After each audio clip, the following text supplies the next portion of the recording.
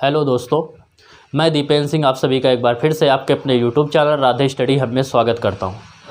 देखो exercise 3H में हम लोग देखेंगे। पहला क्वेश्चन देखिए। फर्स्ट क्वेश्चन आपसे कह रहा है कि AB की मासिक आय का अनुपात 9:7 है। तो A और B की मासिक आय का अनुपात, B की मासिक आय का अनुपात, आय का जो अनुपात दे रहा है वो दे रहा है आपको 9:7। 9:7 इसका मतलब क्या हुआ कि जो A की आय है, A की आय अगर हम लोग ले लें 9x और B की आय ले लें हम लोग कितनी, B की आय हो जाएगी 7x। ठीक है। इसके बाद कह रहा है उनकी मासिक व्यय का अनुपात। तो मासिक व्यय का मतलब होता है खर्च, व्यय का अनुपात। इसका जब व्यय का अनुपात लेंगे तो ये आपको दे रहा है 4:3। 4:3 इसका मतलब इसको मगर लेंगे कि A की व्यय ले लिया 4x और B की व्यय ले ली 3x। सॉरी, इसमें जब x लिया तो इसमें क्या लेंगे, y ले लेंगे, y। अब देखो क्या कह रहा है उनमें से प्रत्येक 200 रुपये की बचत करता है। ठीक है, प्रत्येक कितने रुपए की बचत कर रहा है, 200 रुपये की। तो A की जब बचत निकालेंगे तो ये दे रहा है 200 रुपये। तो A की बचत क्या होगी, जितना कमा रहा है उतने में जितना खर्च कर रहा है उसको हम लोग घटा दें। तो कमा कितना रहा है 9x, खर्च कितना कर रहा है 4y, खर्च किया कितना आ गया 200 रुपये। समीकरण क्या हो गया, फर्स्ट हो गया। इसके बाद देखो इसका निकालेंगे B की बचत भी आपको दे रहा है 200 रुपये। तो इसका मतलब B कितना कमा रहा था 7x और खर्च कितना कर रहा था 3y और इक्वल कितने के हो गया 200 के। समीकरण सेकंड। अब समीकरण 1 व 2 पता चल गए। अब क्या करेंगे, इनसे x और y के मान निकालेंगे। तो इसमें कितने गुणा कर दें 3 का, इसमें कर दें 4 का। दोनों के सेम चिन्ह है तो क्या करेंगे, समीकरण 1 व 2 को घटाएंगे। तो समीकरण 1 में कितने का 3 से तथा समीकरण 2 में 4 से गुणा करके घटाने पर दोनों समीकरणों को आपस में घटा देंगे।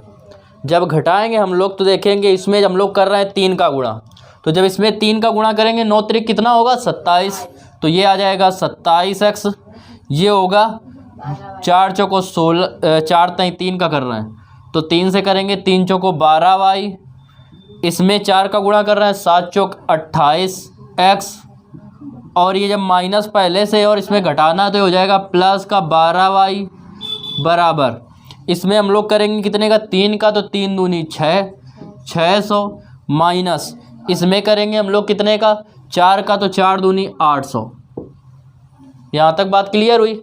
इसके बाद देखेंगे हम लोग कि ये जो है 12y से 12y कट रहा है, माइनस के 28 में प्लस के 27 जाएगा, कितना बचेगा माइनस का x, और 800 में 600 जाएगा तो माइनस के 200, माइनस के बचेगा 200।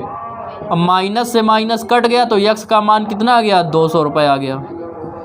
अब x का मान चाहे समीकरण 1 में रख दो या समीकरण 2 में। हमसे पूछ क्या रहा था, दोनों की क्या पूछ रहा था, प्रत्येक की मासिक आय। और आय के लिए हमें क्या ज़रूरत है, केवल x ज़रूरत है, y की ज़रूरत ही नहीं है। तो निकालेंगे A की मासिक आय। A की जो मासिक आय है वो कितनी थी 9x। तो ये हो जाएगा 9 इंटू x, x की जगह रखेंगे 200, तो 9 दूनी 1800 रुपये। और निकालेंगे B की मासिक आय। तो जब B की मासिक आय निकालेंगे तो B का जो मान है वो कितना था 7x आय थी। तो 7 इंटू x की वैल्यू रखेंगे 200, तो 7 दूनी 1400। इसकी जो आय आ गई वो आ गई 1400 रुपये। ये आपका आंसर हो गया। देखो ध्यान दो, क्वेश्चन नंबर 2 कह रहा है 2 अंकों की संख्या के अंकों का योग 9 है। तो देखो अंकों की संख्या लिखते कैसे हैं, जैसे ये दे रहा है 23, तो इसका मतलब हुआ क्या कि इसको हम लोग लिख सकते हैं 2 इंटू 10 प्लस 3, यही तो लिख सकते हैं। तो इकाई का अंक अगर हम x मान लें, दहाई का अंक y मान लें, तो इसको लिखेंगे y इंटू 10 प्लस ये मतलब जैसे 2 था, 2 की जगह y हो जाता, इकाई की जगह x हो गया। तो हमने क्या किया कि माना संख्या जो है वो है 10y + x है, ठीक है। अब इसके बाद कह रहा है कि संख्या के अंकों का योग क्या है, 9 है। तो अंकों का योग जब निकालेंगे, अंकों का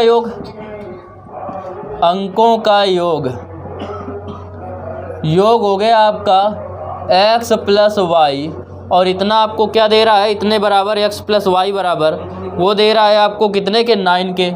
समीकरण फर्स्ट हो गया। इसके बाद कह रहा है अंकों को पलटने पर इस संख्या का 9 गुना, कह रहा है इस संख्या का 9 गुना। तो ये संख्या थी आपकी कितनी, 9y + x, इसका 9 गुना। इसके अंकों को पलटने पर बनी संख्या, तो अंक पलटेंगे तो x यहाँ आ जाएगा, y यहाँ आ जाएगा, तो हो जाएगा 10x + y। अंकों को पलटने पर बनी संख्या के 2 गुने के बराबर है, 2 गुना कर दिया। 9 का अंदर गुणा करेंगे आएगा 90y + 9x, ये हो जाएगा 20x + 2y।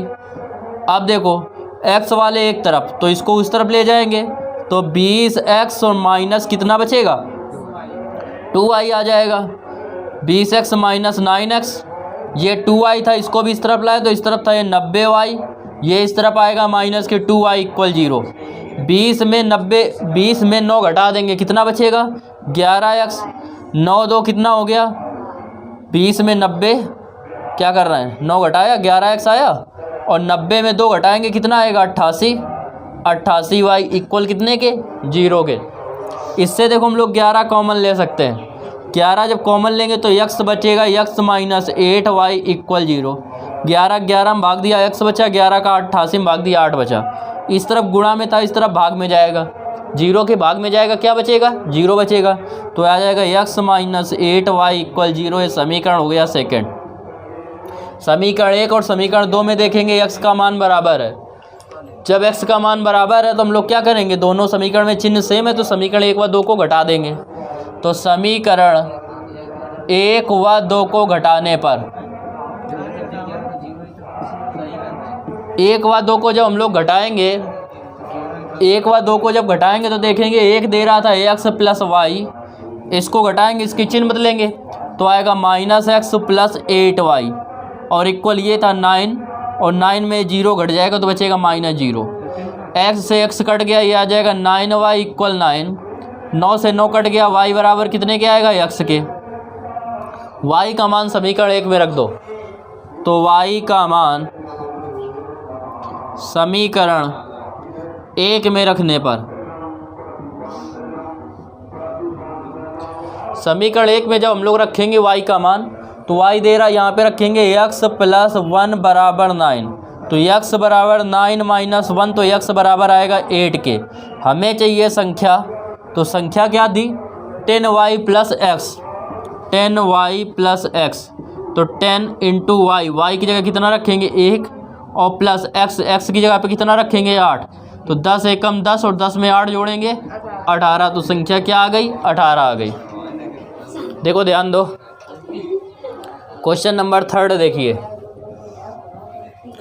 तीसरा नंबर क्वेश्चन कह रहा है आपसे, एक पुस्तक विक्रेता ने अपनी पुस्तक 24 रुपये में बेचकर उतने प्रतिशत का लाभ कमाया जितने रुपए की पुस्तक का मूल था।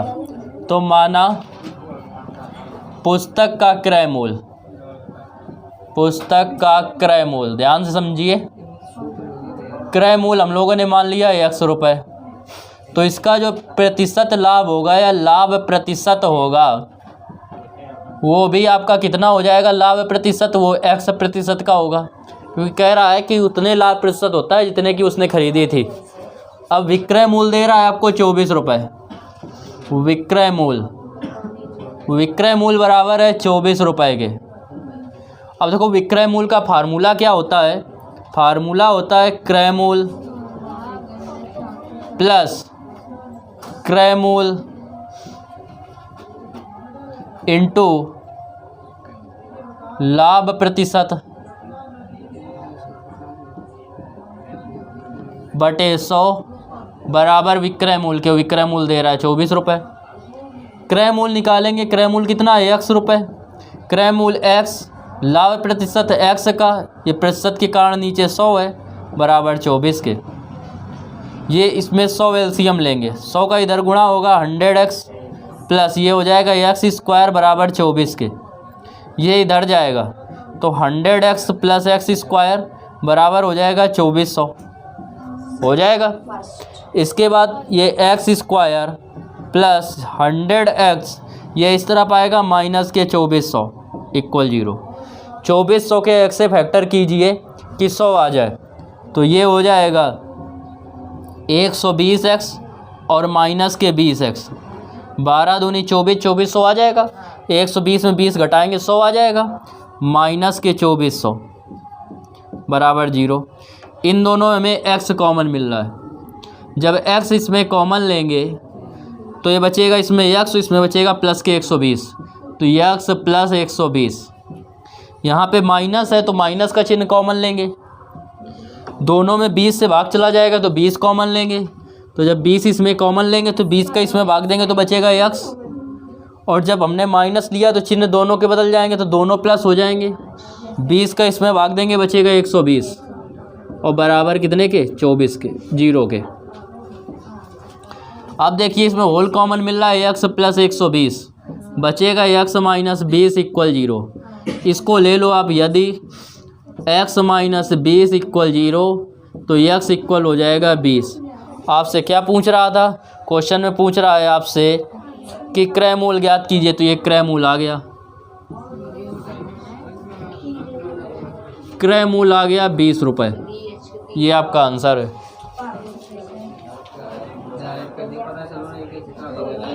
देखो 4 नंबर क्वेश्चन देखिए। 4 नंबर क्वेश्चन में कह रहा है 5 पेंसिल तथा 7 कलमों का मूल्य 50 रुपये है। तो देखो ध्यान से समझेंगे कि माना एक पेंसिल का मूल्य, एक पेंसिल का मूल्य हम लोगों ने ले लिया x रुपये तथा एक कलम का मूल्य, एक कलम का मूल्य ले लिया y रुपये, ये y रुपये ले लिया।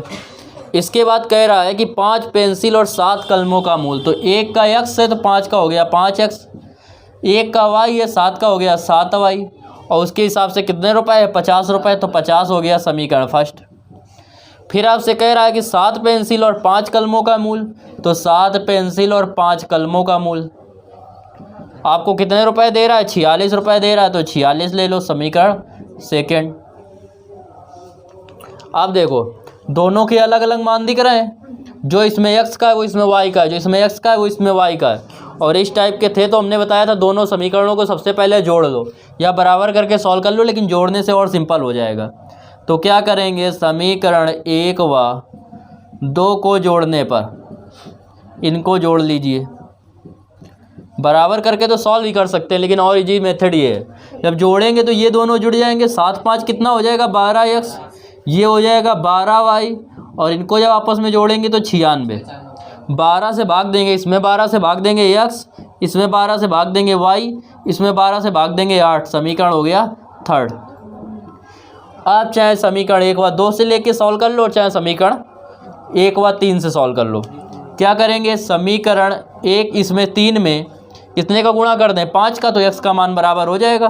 तो समीकरण 1 में 3 में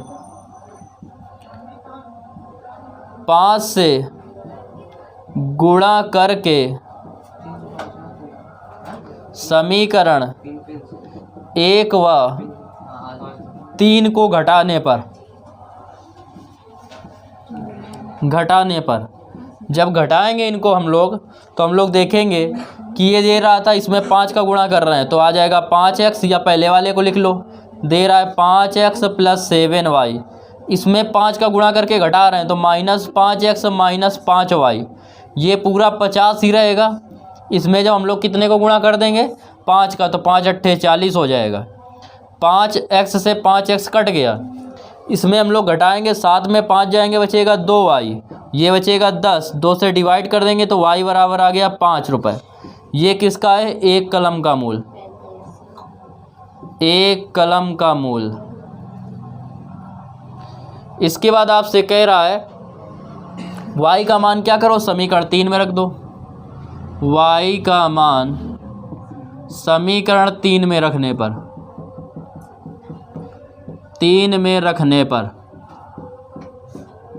समीकरण जब 3 में रखेंगे तो y की जगह रखेंगे 5, तो ये हो जाएगा x + 5 = 8 के। तो ये x इक्वल आएगा 8 - 5, x बराबर आ गया 3 रुपये। ये किसका हो गया, एक पेंसिल का मूल। तो पेंसिल का मूल 3 रुपये है और एक कलम का मूल जो है वो है 5 रुपये। 5 नंबर देखिए क्वेश्चन। 5 नंबर में कह रहा है एक व्यक्ति कुछ मासिक वेतन पर नौकरी शुरू करता है और प्रत्येक वर्ष उसके वेतन में एक नियत वृद्धि होती है। तो हमने माना मासिक वेतन हम लोगों ने मान लिया कि x रुपये है, तथा कह रहा है कि प्रतिवर्ष वृद्धि होती है। मासिक वेतन पर नौकरी शुरू करता है और प्रत्येक वर्ष उसके वेतन में एक नियत वृद्धि होती है। तो तथा प्रत्येक वर्ष वृद्धि बराबर हम लोगों ने मान ली कितनी, y रुपये है। ठीक है। अब इसके बाद कह रहा है आपसे, कह रहा है प्रत्येक वर्ष उसके वेतन, यदि कह रहा है नौकरी के 4 वर्ष बाद उसका वेतन 2200 रुपये हो। तो देखो ये कितना था, एक वर्ष का, एक महीने का था ये x रुपये, तो 12 महीने का कितना हो जाएगा 12x। एक वर्ष में इतनी वृद्धि हो रही तो 4 वर्ष में कितनी हो जाएगी 4y, और उसका मिला के रुपये कितने रुपए हो गए 1200 2200। समीकरण फर्स्ट।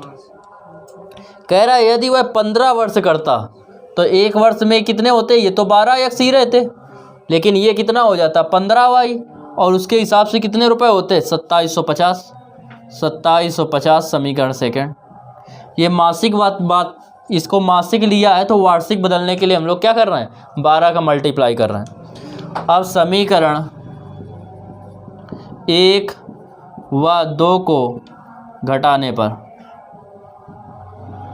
1 व 2 को जब घटाएंगे तो ये आएगा 12x + 4y, और इसमें ये वाला घटा रहे हैं -12x + -15y, घटाने में चिन्ह बदल जाएंगे, और ये है 2200 और इसमें घटा रहे हैं 2750 को। ये कट गया, 15 में 4 गए, बचेगा -11y, 2750 में 2200 कम होंगे तो ये बचेगा 550, वो भी माइनस से माइनस कट गया, 11 × 5 = 55। कितने रुपए आ गया 50 रुपये। 50 रुपये क्या होता है, प्रति साल बढ़ता है। ये तो हो गई वार्षिक वृद्धि। अब y का मान रख दो समीकरण 1 में। y का मान समीकरण 1 में रखने पर जब समीकरण 1 में रखेंगे तो ये दे रहा था 12x + 4 × y की जगह 50 बराबर 200 2200। अब इसको जब सॉल्व करेंगे तो ये आएगा 12x इक्वल, ये था 2200 और ये हो जाएगा 4 × 5 = 20, 200 उस तरफ जाएगा तो -200, तो ये हो गया 12x इक्वल आ जाएगा 2000। तो अगर वार्षिक पूछतेगा कि वार्षिक उसकी इनकम कितनी है तो 2000 रुपये आ गया, अगर मासिक पूछेगा तो 2000 में हम लोग क्या करेंगे 12 से भाग दे देंगे, ये आ जाएगा। हमारे हिसाब से वार्षिक आ रहा होगा आंसर 2000 रुपये।